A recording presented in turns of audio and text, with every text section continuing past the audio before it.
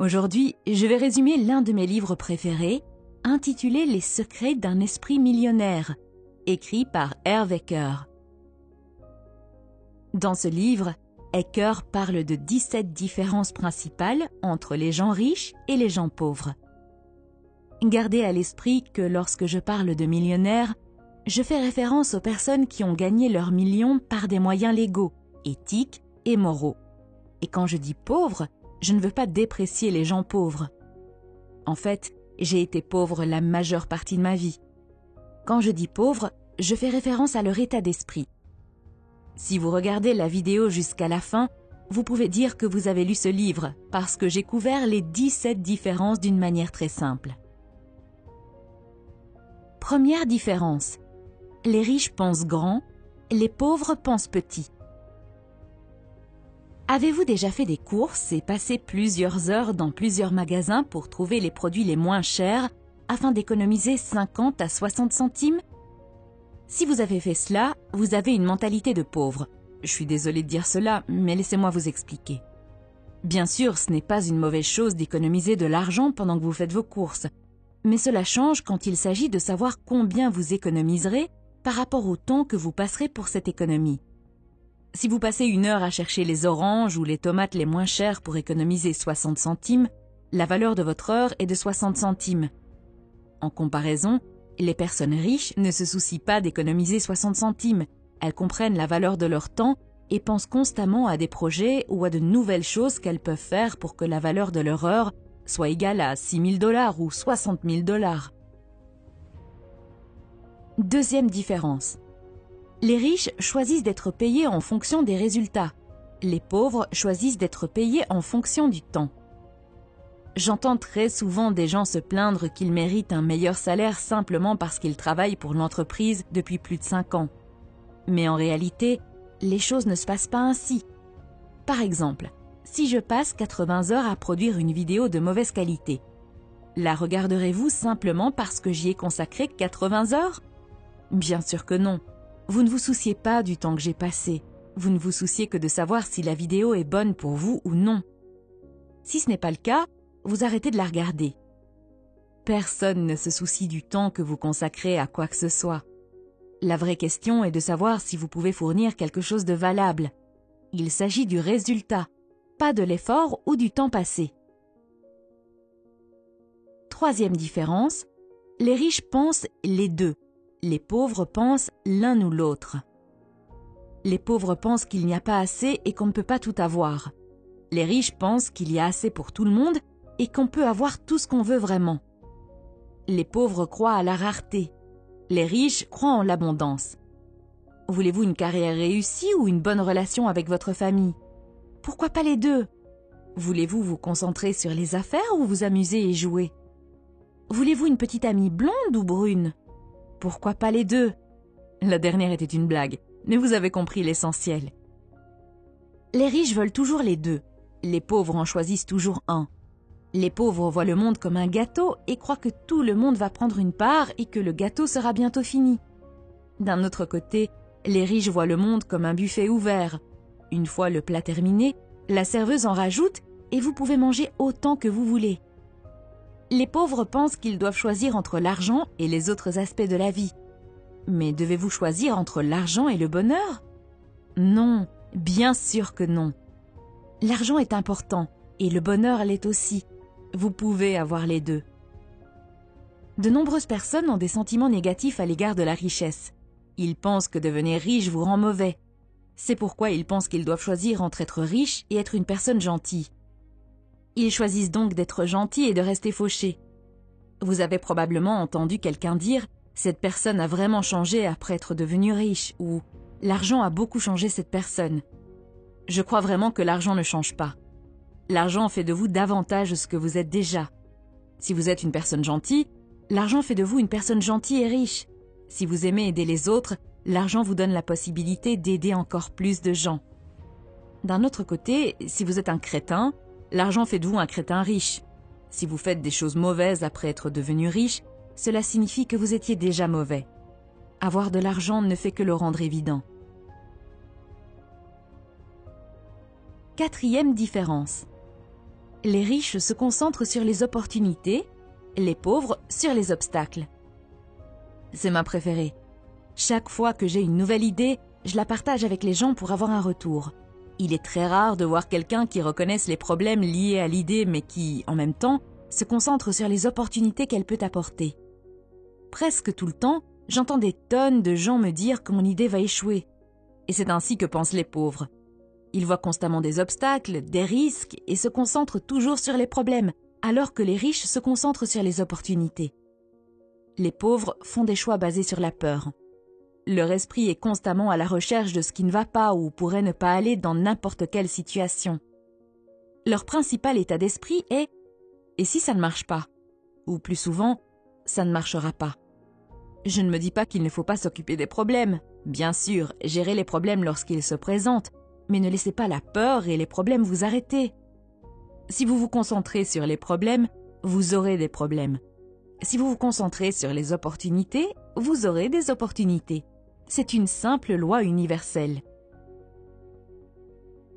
5e différence, les riches s'associent à des personnes positives qui ont réussi, tandis que les pauvres s'associent à des personnes négatives ou qui n'ont pas réussi.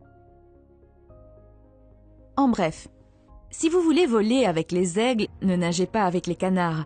Si votre objectif est de devenir riche, étudiez les personnes riches, fréquentez les personnes riches qui ont réussi et utilisez-les comme modèle. Faites ce qu'ils font, lisez ce qu'ils lisent. Il y a une raison pour laquelle ils sont riches. Par exemple, si vous voulez créer une chaîne YouTube à succès, trouvez les chaînes à succès dans votre domaine et étudiez ce qu'elles font. Étudiez le type de contenu qu'elles créent, la longueur de leurs vidéos, le style qu'elles utilisent. Si vous prenez exactement les mêmes mesures et avez exactement le même état d'esprit, il y a de fortes chances que vous obteniez des résultats très similaires. Lorsque je donne ce conseil, les gens s'énervent et disent « Vous voulez que je copie les autres? Vous voulez que je sois sans originalité? Vous voulez que je vole le travail des autres ?» Non, je ne dis rien de tout cela. Pour une raison quelconque, de nos jours, les gens veulent être Mark Zuckerberg et inventer le prochain Facebook. Si vous êtes un type ordinaire comme moi, vous avez plus de chances de réussir en vous inspirant des personnes qui ont réussi, ce qui ne veut pas dire que vous n'êtes pas original. Par exemple, si vous décidez de créer le résumé du même livre que celui que je suis en train de résumer, d'utiliser le même format d'animation que celui que j'utilise actuellement, d'utiliser la même musique de fond, votre contenu sera toujours unique, parce que vous avez une voix unique, une façon unique d'expliquer les choses.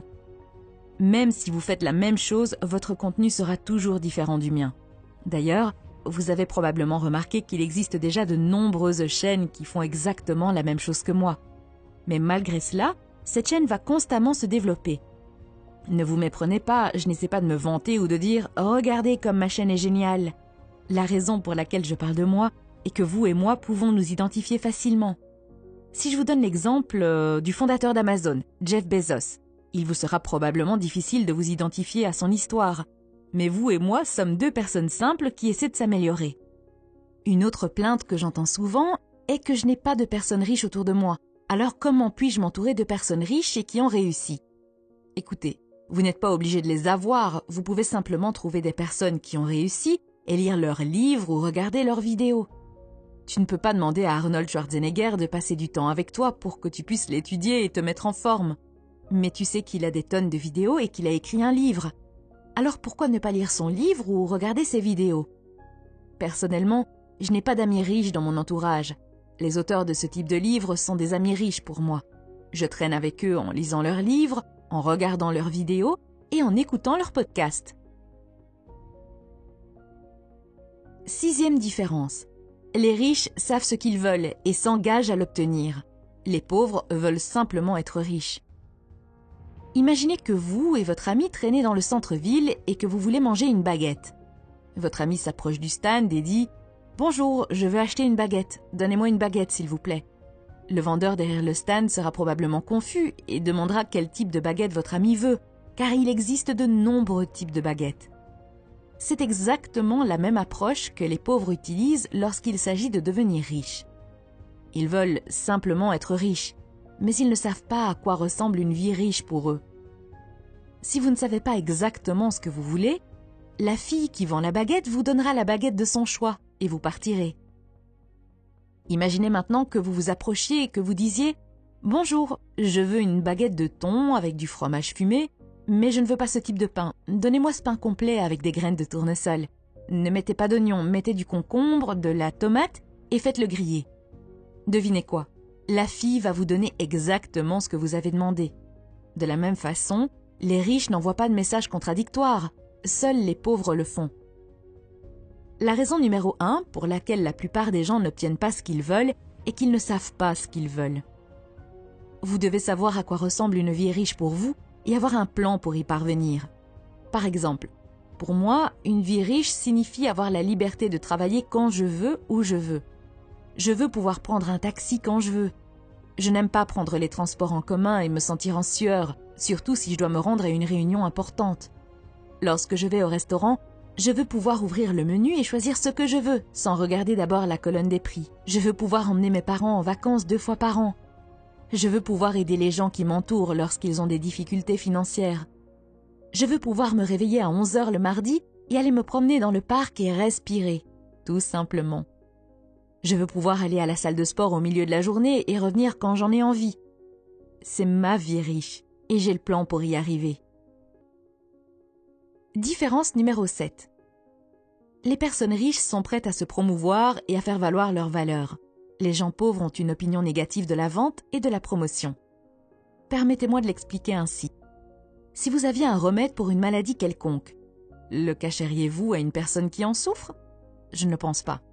De la même manière, si vous croyez que ce que vous avez à offrir peut vraiment aider les gens, il est de votre devoir de le promouvoir.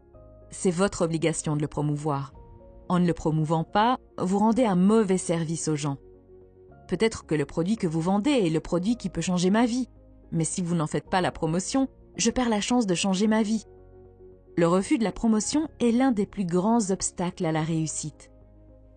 Les personnes qui ont des problèmes avec la vente et la promotion sont généralement fauchées.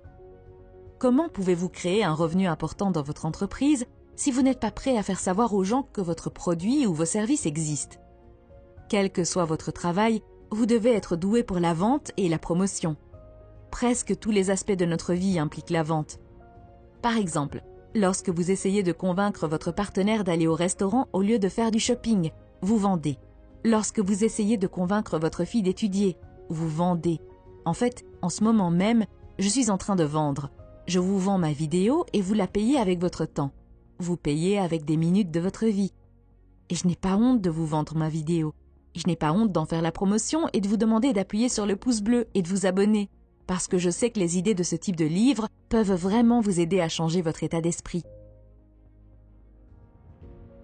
Différence numéro 8. Les riches croient à « je crée ma vie ». Les pauvres croient à « la vie m'arrive ». Si vous voulez créer de la richesse, il est important que vous croyiez que c'est vous qui êtes au volant. Les personnes pauvres traversent la vie en tant que passagers. En revanche, les riches sont toujours assis derrière le volant. Avez-vous déjà remarqué que ce sont généralement les pauvres qui dépensent beaucoup d'argent pour jouer à la loterie? En fait, ils espèrent fortement que quelqu'un va venir tirer leur nom d'un chapeau et leur fournir de l'argent, ce qui leur permettra de devenir riches. Selon Ecker, les pauvres justifient également leur situation. Ils disent des choses comme « l'argent n'est pas important, le bonheur et l'amour sont importants ». Ce genre de comparaison n'est pas correct. Laissez-moi vous poser une question. Votre jambe est-elle importante ou votre bras? Vous vous dites probablement « quelle question stupide, bien sûr, les deux sont importants ». Vous avez tout à fait raison. Les deux sont importants, de la même manière que l'argent et le bonheur sont tous deux importants. L'argent et l'amour sont tous deux importants. La nourriture et l'eau sont toutes deux importantes. Les pauvres accusent aussi les autres. Ce n'est jamais leur faute, c'est toujours la faute des autres. Ils se comportent toujours comme des victimes. J'ai 2 cousins qui ont grandi dans le même village, sont allés à la même école, ont eu les mêmes professeurs et avaient tous deux des parents pauvres. Aujourd'hui, l'un d'eux a beaucoup de succès et l'autre non. Et le plus intéressant, c'est que tous deux invoquent les mêmes raisons pour expliquer leur situation actuelle. Le cousin pauvre blâme le mauvais système éducatif, les parents pauvres, le gouvernement et le système pour son échec. D'un autre côté, le cousin riche a utilisé les mêmes raisons pour réussir. Il dit Je savais que le système scolaire était mauvais et que mes parents étaient pauvres. C'est pourquoi j'ai commencé à m'instruire et à apprendre de nouvelles choses. Ils ne blâment personne ni rien. Une autre raison pour laquelle les pauvres sont pauvres est qu'ils se plaignent. Quand les gens se plaignent, ils se concentrent sur ce qui ne va pas dans leur vie. Il faut savoir que la chose sur laquelle vous vous concentrez va s'amplifier. C'est comme ça que l'on continue à avoir plus de ce qui ne va pas. Différence numéro 9. Les riches gèrent bien leur argent et les pauvres le gèrent mal. L'argent n'est qu'un outil, comme votre ordinateur ou votre téléphone. Donc, vous devez apprendre à vous en servir. Nous passons de nombreuses heures à apprendre comment utiliser un ordinateur. Mais lorsqu'il s'agit d'argent, les gens ignorent ce simple fait et ne veulent pas prendre un livre pour apprendre comment fonctionne l'argent et comment le gérer. Pour moi, c'est insensé, car nous travaillons de 9h à 17h chaque semaine pour cet argent. Mais quand il s'agit d'apprendre à le gérer, beaucoup de gens échouent. Vu le nombre de pauvres qui se plaignent de leur situation financière, on pourrait penser qu'il est logique d'apprendre les bases de l'argent, mais ce n'est presque jamais le cas. Les riches ne sont pas plus intelligents que les pauvres, ils ont simplement des habitudes différentes et plus favorables à l'argent. Pour maîtriser l'argent, vous devez le gérer. Dire « je commencerai à gérer mon argent dès que j'en aurai », c'est comme une personne en surpoids qui dit « je commencerai à faire de l'exercice et à suivre un régime dès que j'aurai perdu 5 kilos ». Commencez d'abord par gérer correctement l'argent que vous avez, puis vous aurez plus d'argent à gérer. Si votre fils ne sait même pas manier et entretenir son vélo, lui achèteriez-vous une voiture? Bien sûr que non. La même logique s'applique à l'univers et à vous. L'univers dit « tant que vous n'aurez pas montré que vous pouvez gérer ce que vous avez, vous n'en aurez pas plus ». L'auteur dit même que si vous empruntez de l'argent pour vivre, vous devez apprendre à gérer cet argent. Le plus important est d'exercer les muscles de la gestion de l'argent pour que cela devienne une habitude. Il est très important de commencer par créer l'habitude. Par exemple, si votre objectif est d'aller à la salle de sport tous les matins pour pouvoir faire des squats avec 100 kg, vous devez d'abord apprendre à soulever une couverture d'1 kg avant de soulever un poids lourd de 100 kg. Si vous n'avez pas l'habitude de soulever la couverture et de vous lever du lit, vous ne pourrez jamais atteindre votre objectif. Pour bien gérer votre argent, l'auteur recommande de créer 5 comptes. Le compte d'investissement, le compte de loisirs, le compte d'éducation, le compte de dons et le compte de dépenses. Vous devez placer 10% de votre revenu après impôt sur votre compte d'investissement. C'est le compte qui va créer l'oie qui pond des œufs d'or. Ecker recommande également de mettre un montant égal, 10% sur votre compte de loisirs. L'argent sur le compte de loisirs doit être dépensé à la fin du mois pour des activités amusantes. Vous devez dépenser cet argent de manière à vous sentir riche et heureux. Si vous continuez à épargner, la partie de vous qui cherche à vous amuser finira par saboter vos autres comptes. Différence numéro 10. Les riches sont plus grands que leurs problèmes. Les pauvres sont plus petits que leurs problèmes. Le secret de la réussite n'est pas d'essayer d'éviter ou de se débarrasser de ses problèmes. Le secret est de se développer de manière à être plus grand que n'importe quel problème. Peu importe que vous soyez riche ou pauvre, vous serez confronté à des problèmes. La taille du problème n'est jamais le problème. Ce qui compte, c'est votre taille. Plus les problèmes que vous pouvez gérer sont grands, plus votre entreprise est grande, plus vous avez de responsabilités, plus vous avez d'employés et plus vous avez d'argent. Les choses que nous appelons problèmes ne sont en fait que des situations. Nous en faisons un problème. Respectivement, certaines personnes en font un problème, d'autres ne sont même pas affectées. Comment se peut-il que la même situation soit un problème pour l'un et pas pour l'autre? Cela dépend de la personne, cela dépend de vous. Vous pouvez être licencié et déprimé toute la journée et vous plaindre, ou vous pouvez utiliser votre temps libre pour créer votre propre entreprise. Différence numéro 11. Les riches sont d'excellents récepteurs. Les pauvres sont de mauvais récepteurs. Un mauvais récepteur est une personne qui ne peut pas bien recevoir. Et que recevons-nous? Nous recevons des éloges, des compliments, de l'argent, des cadeaux et bien d'autres choses. Beaucoup d'entre nous ont des difficultés à recevoir de telles choses. L'auteur dit que nous sommes conditionnés de cette façon. En grandissant, nous avons entendu des choses comme « c'est mal »,« tu ne fais pas l'affaire »,« qu'as-tu fait ?» Ces phrases renforcent toutes le sentiment de ne pas être assez bon. Et le fait de ne pas se sentir assez bien est l'une des raisons pour lesquelles nous sommes de mauvais récepteurs. À partir de maintenant, acceptez tout ce que quelqu'un vous offre. Si quelqu'un vous dit que vous êtes beau, dites merci au lieu de quoi « Non, j'ai l'air horrible aujourd'hui ». C'est aussi simple que ça. Dites simplement merci et recevez votre compliment. Ecker dit « C'est drôle, quand j'étais fauché et que je voyais un centime par terre, je ne me serais jamais penché si bas pour ramasser ce centime. Maintenant que je suis riche, cependant, je ramasse tout ce qui ressemble à de l'argent. Puis je l'embrasse pour lui porter chance et je déclare à haute voix « Je suis un aimant à argent. Merci, merci, merci. » Différence numéro 12. Les riches jouent le jeu de l'argent pour gagner. Les pauvres jouent le jeu de l'argent pour ne pas perdre. Dans le sport, les équipes qui jouent strictement en défense et pas en attaque ont du mal à gagner. Malheureusement, la plupart des gens jouent au jeu de l'argent en défense, où leur préoccupation première est la survie, plutôt que la richesse et l'abondance. Les pauvres veulent avoir assez d'argent pour payer les factures. L'intention est une chose très importante, et lorsque votre intention est d'avoir assez d'argent pour payer les factures, devinez quoi? C'est exactement ce que vous obtiendrez, rien de plus. Vous devez viser haut. Vous devez viser les étoiles pour pouvoir au moins toucher la lune. L'auteur dit « Si votre objectif est d'être à l'aise, il y a de fortes chances que vous ne deveniez jamais riche. Mais si votre objectif est d'être riche, vous finirez très à l'aise. » Différence numéro 13. Les riches font travailler leur argent pour eux. Les pauvres travaillent dur pour leur argent. Ecker dit « Je suis d'accord pour dire que vous devez travailler pour votre argent, mais pour les riches, cette situation n'est que momentanée. Pour les pauvres, c'est sans fin. Les riches pensent que pour que l'argent travaille dur et prenne votre place, vous devez d'abord travailler dur. Ils savent également que plus votre argent travaille, moins vous aurez à travailler. Le premier objectif devrait être de devenir financièrement libre le plus rapidement possible. Ecker définit la liberté financière d'une manière simple.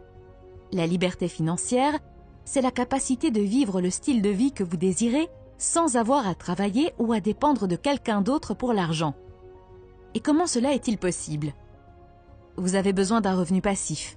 En bref, vous devenez financièrement libre lorsque votre revenu passif dépasse vos dépenses. De nombreuses personnes ne font pas la différence entre être riche et être libre financièrement. Ils pensent qu'il faut d'abord être riche pour être libre financièrement, mais ce n'est pas vrai. La liberté financière vient en premier parce que c'est plus facile et plus rapide à faire. Laissez-moi vous poser une question. Est-il plus facile de monter une échelle de 10 marches ou une échelle de 1000 marches? Bien sûr, l'échelle à 10 marches est plus facile, non? En utilisant cette analogie, nous pouvons dire que devenir libre financièrement, c'est comme monter l'échelle à 10 marches, et devenir riche, c'est comme monter l'échelle à 1000 marches. Essayez d'abord l'objectif le plus facile et soyez libre financièrement. Une fois que vous aurez un revenu passif et que vous n'aurez plus à travailler pour personne, vous pourrez utiliser ce temps libre pour devenir riche. Ecker raconte que dans son séminaire, l'une des étudiantes a réalisé que si elle louait simplement son appartement et déménageait dans un endroit moins cher, son revenu passif provenant du loyer serait suffisant pour couvrir toutes ses dépenses et qu'elle pourrait même économiser de l'argent. Et c'est exactement ce qu'elle a fait. Elle a loué son appartement, déménagé dans un endroit moins cher et plus exotique et s'est libérée financièrement. Ce n'est qu'ensuite qu'elle a commencé à monter son affaire et à devenir riche. Concentrez-vous donc d'abord sur l'échelle de 10 marches et sur la création d'un revenu passif suffisant pour que vous n'ayez pas à travailler pour quelqu'un. Une fois que c'est fait, vous pouvez alors penser au reste. Il existe 2 sources principales de revenus passifs. La première est l'argent qui travaille pour vous.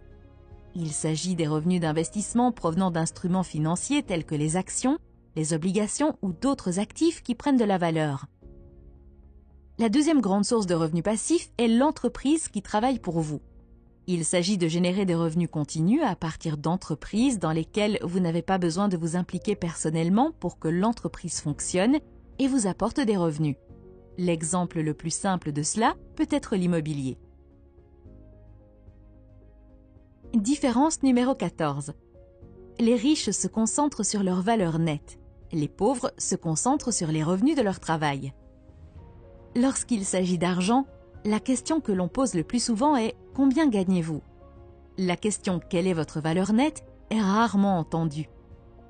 Un petit nombre de personnes parlent ainsi. La richesse se mesure par la valeur nette et non par le revenu du travail. Il en a toujours été ainsi et il en sera toujours ainsi. Pour connaître votre valeur nette, il vous suffit d'additionner la valeur de tout ce que vous possédez avec vos liquidités et vos investissements comme les actions, les obligations, les biens immobiliers, la valeur actuelle de votre entreprise si vous en avez une, ainsi que la valeur de votre résidence si elle vous appartient, puis de soustraire tout ce que vous devez. La valeur nette est considérée comme la mesure ultime de la richesse, car, si nécessaire, ce que vous possédez peut être transformé en argent liquide. Après avoir calculé votre valeur nette, tracez une ligne verticale sur une page. Mettez 0 en bas de la ligne et en haut de la ligne, écrivez votre valeur nette souhaitée, disons 1 million de dollars. Une fois que vous l'avez fait, mettez votre valeur nette actuelle sur cette ligne et voyez à quelle distance vous êtes de votre montant souhaité. De temps en temps, disons chaque mois ou chaque trimestre, vérifiez cette ligne et mettez-la à jour en conséquence. Même si vous êtes actuellement à 0 ou moins, je vous recommande de faire cet exercice car ce qui est suivi est amélioré. Différence numéro 15. Les riches agissent en dépit de la peur. Les pauvres laissent la peur les arrêter. Dans le livre, Ecker parle de la formule de la manifestation. Selon cette formule, les pensées produisent des sentiments, les sentiments mènent ensuite à des actions et les actions mènent à des résultats. Par exemple, vous pensez à un beignet. Cela crée un sentiment d'envie de beignet. Puis, vous vous levez et vous allez au magasin pour acheter ce beignet. Si ce processus se répète constamment, vous prenez du poids. Les pensées et les sentiments font partie de votre monde intérieur. La prise de poids fait partie de votre monde extérieur. L'action est le pont entre le monde intérieur et le monde extérieur. S'il n'y a pas d'action, vos pensées et vos sentiments sur la richesse sont inutiles. De nombreuses personnes lisent ce type de livre pour devenir riches, mais la plupart d'entre elles ne passent pas à l'action et n'appliquent pas ce qu'elles ont appris. Il ne s'agit pas de savoir combien de livres vous lisez, mais combien de livres vous appliquez dans la vie réelle. Lire sans agir, c'est comme regarder toute la journée la photo de la fille que vous aimez sur Facebook au lieu d'aller lui parler en face à face. Si l'action joue un rôle essentiel dans la réussite, qu'est-ce qui nous empêche de passer à l'action? La peur. La peur, le doute et l'inquiétude sont les obstacles les plus courants, non seulement au succès, mais aussi au bonheur. L'une des plus grandes différences entre les riches et les pauvres est que les riches sont toujours prêts à agir, même s'ils ressentent de la peur, même s'ils sont mal à l'aise. Les pauvres, en revanche, laissent la peur les arrêter. Ils ne veulent pas se sentir mal à l'aise. Si vous êtes prêt à faire ce qui est confortable, la vie sera inconfortable. Mais si vous êtes prêt à faire ce qui est inconfortable, la vie sera plutôt confortable. La peur et l'inconfort ne doivent pas vous arrêter. La peur est le produit de l'esprit. Votre esprit est un détecteur de peur, pas un détecteur de succès. Dès que vous commencez à faire quelque chose d'inconfortable, votre esprit vous montrera des dizaines de cas horribles afin de vous arrêter. Notre esprit est le plus grand écrivain de scénarios d'horreur. Entraîner et gérer votre propre esprit est la compétence la plus importante que vous puissiez posséder. Si vous voulez apprendre à contrôler votre esprit, je vous recommande de regarder ma vidéo sur le livre intitulé « Le pouvoir du moment présent ». Différence numéro 16. Les personnes riches apprennent et grandissent constamment. Les pauvres pensent qu'ils savent déjà tout.